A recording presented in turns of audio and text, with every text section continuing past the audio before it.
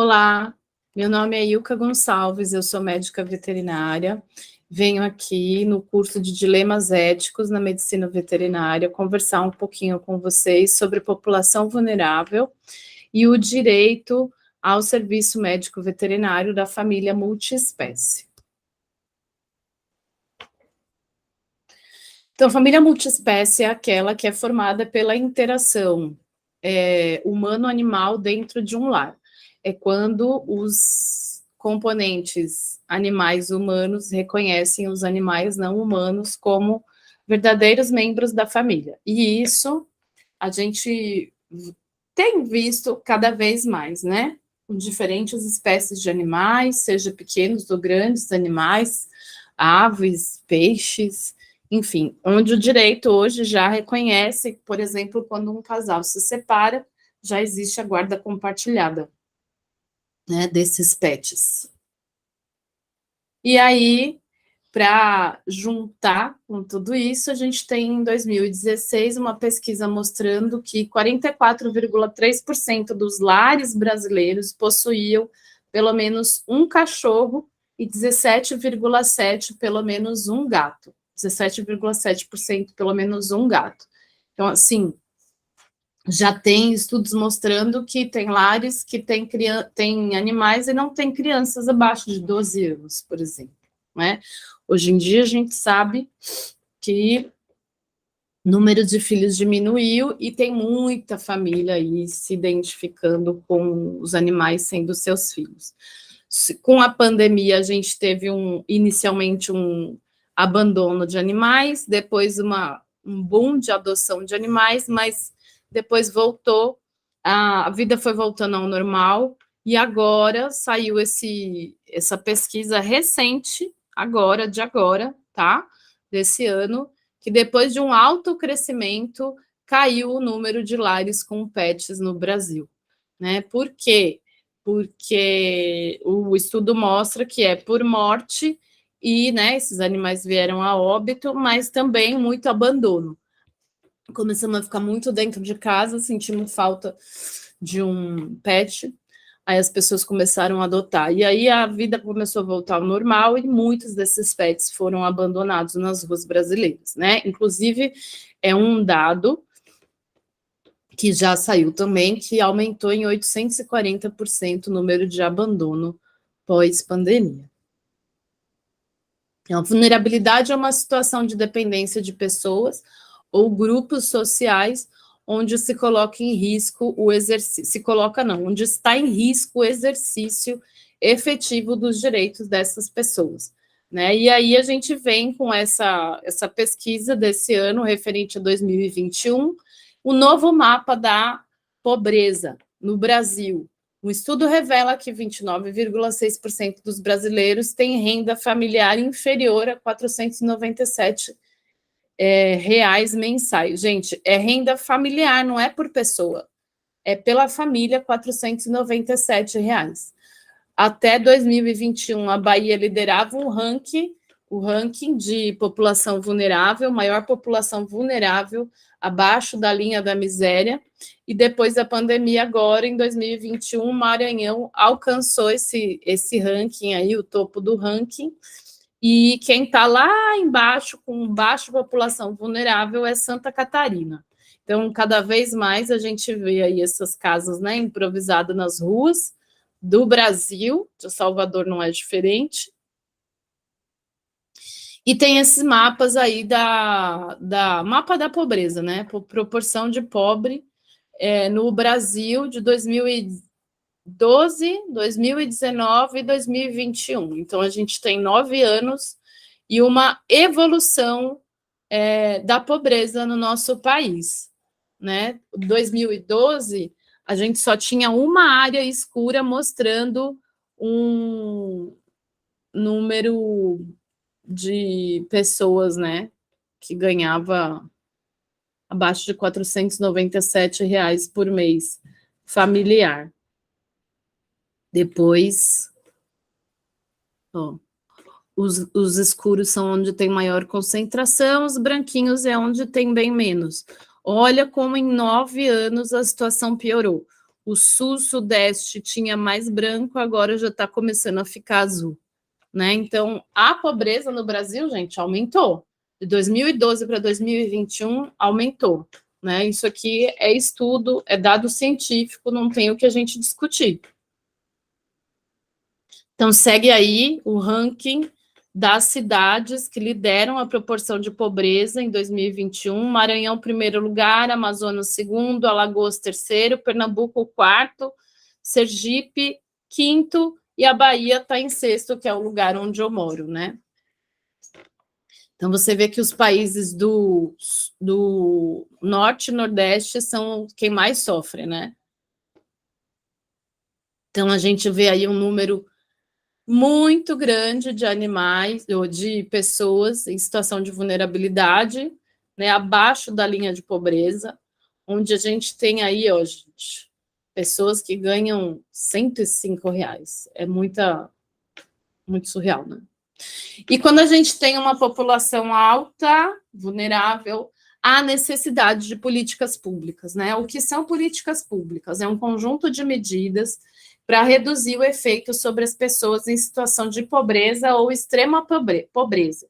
São trabalhadores informais e rurais que não têm salário garantido, moradores de rua, de vilas, favelas, ocupações, assentamentos, negros, indígenas, quilombolas, ribeirinhas, população LGBTQIA+, pessoas com deficiência, tratamento psiquiátrico e tratamento terapêutico. Então, aí é uma foto, duas fotos, né, de uma ação que a gente fez no ano passado, onde a gente olhou, examinou animais do Grande Centro de Salvador, de 10 bairros do Grande Centro de Salvador. A gente atendeu mais de 500 animais, todos os animais foram vermifugado, passado remédio de pulga e carrapato, visto a situação, dado atendimento àqueles que precisavam, né? Quem estava com lesão foi tratado, alguns foi levado para a clínica veterinária, porque precisou anestesiar, enfim,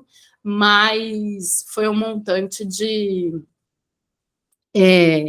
500 animais, né? É para amenizar um pouco a situação dessas pessoas. Então, tem aí, ó, eu com uma cachorrinha debaixo de um viaduto com pessoas em situação de rua, né? E é impressionante, porque são pessoas em situação de rua que não tem nada e pegam o animal para cuidar que também não tem nada. Eles dividem a comida, eles você para conversar, a relação é muito forte.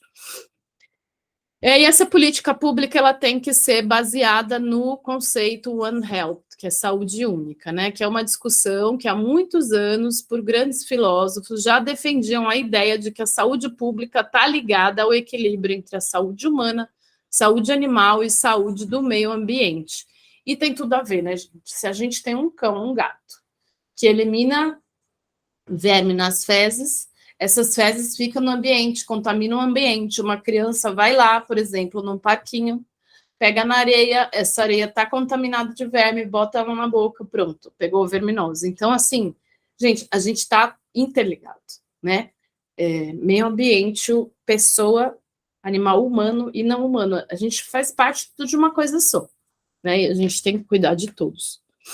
A tríade do conceito da saúde única a gente tem que fazer um esforço integrado, multidisciplinar, trabalhando localmente, nacionalmente, globalmente, para garantir a saúde das pessoas, animais e do meio ambiente. E a saúde única e o médico veterinário. Onde é que o médico veterinário entra nisso? Gente, o médico veterinário é super importante nessa questão de zoonose, de política pública. Por quê? A Organização Mundial de Saúde, conforme está aí, para vocês verem, reconheceu em 2016 que 60% das doenças infecciosas dos humanos são zoonoses. O que é isso? São doenças que são transmitidas do animal para o humano, sendo que 75% dos agentes de doenças infecciosas do humano vem de origem animal. Então, assim, essa interação homem animal, né, animal humano, não humano, pode levar a doenças se a gente não tomar cuidado. Por isso que é importantíssima a presença de médico veterinário nos projetos de política pública e políticas sociais. O objetivo dessas políticas públicas é promover a saúde e proteção social, com articulações de diferentes políticas públicas e privadas e multidisciplinares, fazer parte da Política Nacional de Promoção em Saúde, Política Nacional de Assistência Social e ter ambientes favoráveis à realização de programas de saúde efetivo para o desenvolvimento das famílias daquele município.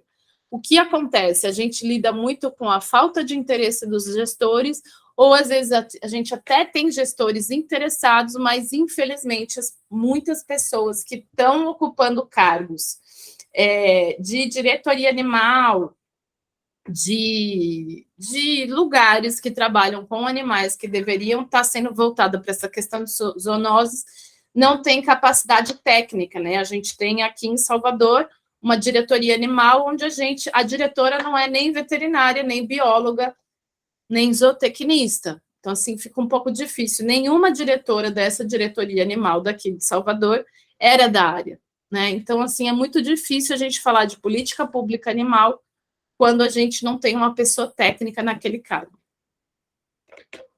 Então, aí é mais um relato, essa foto acima aí, cheia de gente, da nossa ação no Pelourinho, né? Aí nós temos uma pessoa em situação de rua, com os animais que acompanham ele, veterinárias, estudantes de veterinária, de medicina veterinária, e 2 protetoras aí.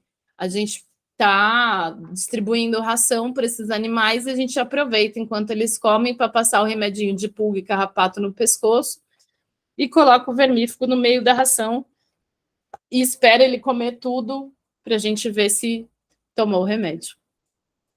E essa outra foto aí é só para ilustrar o quanto que a gente anda em rua e a gente não acha, né, filhotes abandonados, e sempre tem alguém que se solidariza e coloca uma comidinha. Quando a gente vê assim é porque tem necessidade de política pública nesse local, né? É ausência de castração, é ausência de cuidado, e o médico veterinário ele desempenha um papel de transformador social, sendo imprescindível investir na inclusão desses temas na formação acadêmica, possibilitando maior capacidade de reconhecimento e compreensão de circunstâncias de maus tratos, e assim atuar na prevenção das situações de violência. Ademais, projetos de extensão e divulgação científica são essenciais para comunidades em vulnerabilidade social, assim como a instituição de políticas públicas que melhorem a saúde de vida das populações e dos seus animais. Então, aí eu tenho 2 artigos científicos que mostram a importância da atuação do médico veterinário diante dos maus tratos e negligências contra os animais em situações, em comunidades de vulnerabilidade social, e um exemplo bom, concreto, abordando a presença do médico veterinário no SUS. Né? Mais uma vez aí, esse artigo mostra para a gente a importância de um médico veterinário atuando na prevenção de doenças. A medicina veterinária ela tem que estar dentro do SUS, né? Tem que estar. E tem que fazer parte do núcleo de apoio à saúde da família. Como é que a gente não faz parte do núcleo de apoio da saúde da família, sendo que quem mais entende de toxoplasmose é o veterinário e não é o médico ginecologista obstetra? Não é, né? Se fosse, a gente não receberia tantos tutores na clínica falando que o médico pediu para dar o gato, dar o cachorro, dar o passarinho, né? Então, nós entendemos bastante de zoonose. E o médico veterinário, ele atua na vigilância sanitária, na vigilância epidemiológica, no CCZ, só que dificilmente eles são inseridos em projetos que abordam as questões sociais, né? E nós, querendo ou não, somos detectores de vulnerabilidade, né? Aí na inundação em Cunha, no Espírito Santo, até chegar uma equipe de animais, não estava tendo muito olhar para animais, mas depois que a gente chega, né, uma população vulnerável, ribeirinha, a gente chega, começam os socorros para os as pessoas, mas e os animais? A gente já está vendo vulnerabilidade aí, ó. O cachorro dormindo na casa dele após inundação. Esse animal, ele tem que ser vacinado, ele tem que ser vermifugado, ele precisa de controle de endo e ectoparasita para diminuir a contaminação ambiental pós-desastre. Então, aí, mais uma situação de vulnerabilidade. Não é incomum a gente encontrar acumuladores, né, pela cidade, e aí um casal, né, de senhores, eles são irmãos, idosos, vulneráveis, numa casa caindo aos pedaços, com muita barata, muito resto de comida. Esse lugar que ela está sentada é o lugar que ela dorme. A gente conseguiu uma cama para ela de doação no dia que a gente foi trocar. Saiu barata, saiu formiga, saiu tudo daí. E, assim, é surreal pensar que tem uma pessoa morando nessas condições. Né? Se a gente levasse a Defesa Civil, com certeza a Defesa Civil interditaria a casa dela. Nós entramos em contato com o CRAS, passamos a situação desses dois, e aí foi descoberto que eles têm família e que, inclusive, tem uma filha que é médica, né, de um deles, e por conta disso, a gente parou de dar assistência, mas agora, esse mês, eu recebi um novo pedido de ajuda para eles, e estou precisando ir lá, e nós vamos ver o que nós vamos fazer, né, porque aí duas pessoas idosas, né, são vulneráveis, estão numa moradia vulnerável, é muita vulnerabilidade. E a família aí fala que não, se eles não se livrarem dos animais, eles não vão fazer nada por eles. A gente chegou a fazer campanha de arrecadação de alimento para esses dois senhores. E aí, nessa foto acima, aí uma gaiolinha onde o CCZ passa na casa deles e deixa remédio para tratamento de esporotricose. E também, ambos, quando a gente esteve lá, se vocês notarem na mão dele aí, nessa foto que ele está em pé, tem um band-aid na mão. Ele está com esporotricose, ambos estavam em tratamento de esporotricose. Então, a vulnerabilidade, gente, ela pode se mostrar de várias faces, né? Aquele animal que vive na rua, aquela pessoa que vive na rua, crianças, mulheres, e geralmente as pessoas têm um bichinho, né? E quando não tem, cuidam de bichinhos que ficam ali ao seu redor. Aí é uma colônia de gatos que tem aqui na Orla de Salvador, onde vivem mais de 300 gatos. Alguns anos atrás, essa colônia foi desfeita, mas em pouco tempo as pessoas voltaram a abandonar e encheu de animal de novo, e o ano passado a gente teve um incêndio nessa colônia, onde teve vítima animal, né? Alguns animais morreram queimados, alguns animais morreram da asfixia da fumaça, e aí, quando eu cheguei com a equipe para fazer uma varredura, já tinha acabado o fogo, o pessoal já tinha acabado, e a gente foi fazer esse atendimento aos animais. Alguns foram transferidos para algumas clínicas veterinárias, a sociedade se mobilizou, muita gente foi lá, tinha muito filhote, fizeram lar temporário para esses filhotes. Para vocês terem uma ideia, essa colônia, ela existe há mais de 10 anos, e até hoje ninguém deu jeito. Hoje em dia, a prefeitura está querendo tomar umas atitudes onde a gente está discutindo, mas, assim, hoje está tendo muito abandono de gato com esporotricose numa colônia que já tem 300. Imagina se pega esporotricose ali em todo mundo. Ali fica muito morador de rua, muita pessoa em situação de rua. Imagina o caos que vai ser. Então, assim, isso aí é um alerta, esse lugar está falando para a gente, precisa de política pública, e a gente não tem conseguido muita evolução para esse local. Já foi pensado em mudar de lugar, artigos científicos já provam que não adianta, que o que é eficaz mesmo é educar a população e castração, né? Então, a teoria do elo é aquela teoria onde a inserção dos animais de companhia deve acontecer em programas sociais, reconhecendo a existência de uma associação entre maus tratos, violência doméstica e algum tipo de abuso. O que é a teoria do elo? A teoria do link? Já é comprovada, né? Os Estados Unidos hoje já trabalham desse jeito. É comum, aonde você tem abuso de animais, maus trato contra os animais, você tem violência doméstica, seja contra a mulher, contra o idoso ou contra uma criança.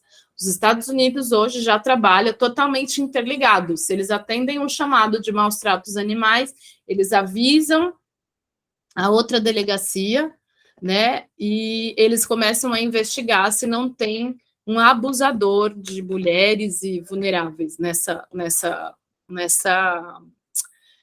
domicílio. E se eles atendem um chamado de violência doméstica, automaticamente também eles acionam a Delegacia de Proteção Animal para a delegacia começar a investigar se não tem maus tratos contra os animais naquela residência. Então, gente, isso está super ligado, está interligado. As entidades que devem estar envolvidas nessas políticas públicas é a Secretaria de Saúde, porque a gente precisa ter uma integridade de saúde física e mental, vigilância sanitária, vigilância epidemiológica, CCZ, assistência social, defesa civil, bombeiros militares, polícia militar,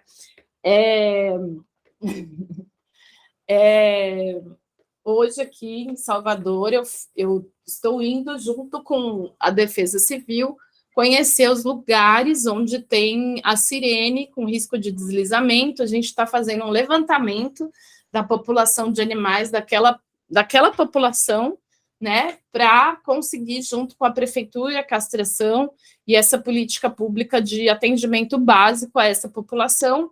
Em breve, nós vamos fazer um treinamento com a Defesa Civil para treinar os funcionários da Defesa Civil numa evacuação por risco de deslizamento, os funcionários também conseguirem evacuar os animais dessas famílias, né? E também estamos vendo para poder autorizar a entrada desses animais, dessas famílias, nos abrigos onde essas famílias vão precisar ficar até o risco acabar. Qual é a realidade de Salvador? Salvador hoje, desde 2013, Ana Rita, que está aí na foto, briga por um hospital público aqui em Salvador. Entraram outros políticos na política de Salvador e o hospital público sempre é pauta, sempre é pedido, mas, na verdade, o hospital público começou a ser construído ano passado, aqui na nossa cidade.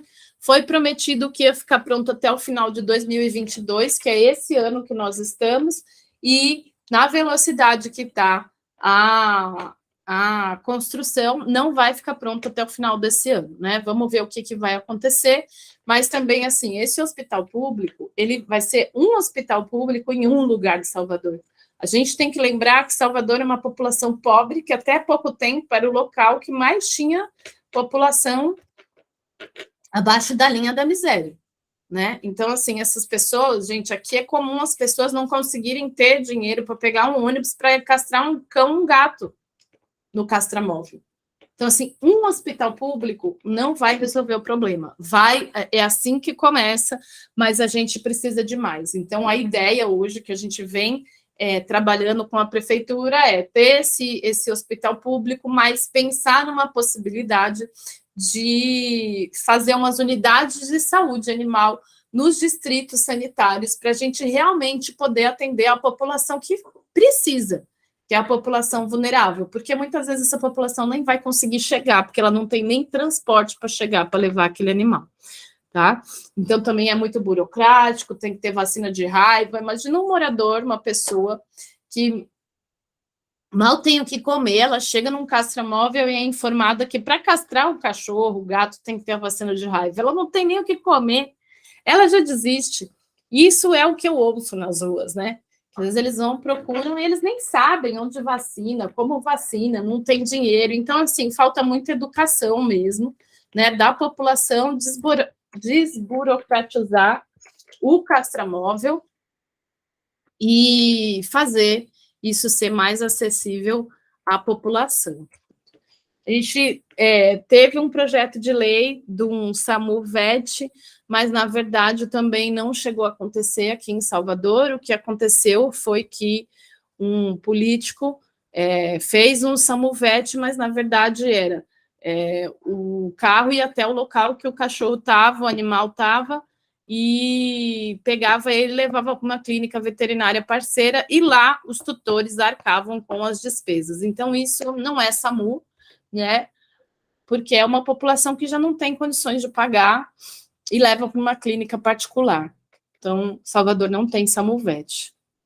A prefeitura firmou convênio com a UFBA, o Hospital Veterinário da UFBA, para atendimentos de consultas e exames veterinários na capital. Porém, esse convênio foi firmado, mas até essa semana, onde eu consegui as informações, não estavam acontecendo as consultas ainda. Não atende a demanda dos animais de rua, porque normalmente o animal de rua precisa de consulta emergencial e os atendimentos é com consulta pré-agendada. Então, isso ainda precisa ser mais elaborado, mas já é um começo, né? E aí também tem essa notícia de que Salvador ganhou uma UPA animal veterinária. Na verdade, Salvador não tem UPA animal, é uma clínica veterinária, isso aí é uma clínica veterinária privada, que os preços são mais baratos, e o tutor vai lá achando que vai ser gratuito, e na verdade não é gratuito, é cobrado. Então, Salvador não tem UPA, tá? E a situação dos equinos e asininos? Nós temos aqui animais que são abandonados nas vias expressas, vira e mexe a gente tem pedido de ajuda para eles, né? Mas a prefeitura conseguiu oferecer um serviço de recolhimento para esses animais que vivem nas ruas de Salvador. Então, vai uma equipe especializada, pega esse cavalo, esse boi, e leva lá para a sede dele, faz os exames, espera um tempo, e se o tutor não aparecer, eles encaminham esses animais para onde tiverem que encaminhar, né? Então, é bem comum aqui a gente está andando nas ruas e se encontrar com cavalos andando no meio dos carros.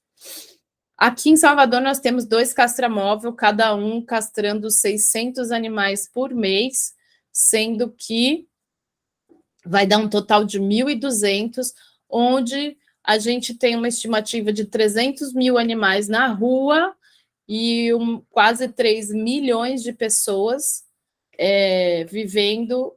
Imagina o número de animais que a gente não tem em Salvador. Então, 1.200 castrações por mês ainda é enxuga-gelo, né? A gente precisa de muita castração, tanto para os animais tutelados e mais ainda para os animais não tutelados. Então, num censo oficial PET do Brasil, mostra que 3.900.000 animais estão em situação de vulnerabilidade. Eu, particularmente, acho que esse número é maior, mas esse é o dado oficial que a gente tem. Salvador ganhou uma unidade móvel de zoonose para tratar a esporotricose recentemente, com a Secretaria de Saúde, e o CRMV ajudou bastante na construção dessa unidade, né? Hoje a esporotricose é um problema gravíssimo, seríssimo de saúde pública e, infelizmente, só aumenta. Nós conseguimos esse ano vacinação para os protetores de animais de Salvador, coisa que a gente não conseguia desde o ano passado. A gente vem conversando com a Secretaria de Saúde, falando dessa importância, falando com a diretoria animal, com o CCZ, e esse ano, agora no mês de setembro, agora esse mês que a gente conseguiu essa liberação e está acontecendo essa vacinação, tá? Cão comunitário é um projeto muito legal, né, para animais que estão nas ruas. E como é que ele funciona? Salvador já tem isso em lei, mas não tem esse projeto andando ainda, né, pelo que eu pude me informar e pelo que eu acompanho. O que a gente faz? A gente pega esse animal, registra ele no CCZ, sem um tutor, mas sim um responsável, né? As pessoas do local que esse animal fica, elas ficam responsáveis por cuidar dele. Esse animal tem a castração e a vacinação anual gratuita, garantida pela prefeitura, e atendimento nos hospitais públicos, hospitais, escolas e clínicas conveniadas com o CCZ.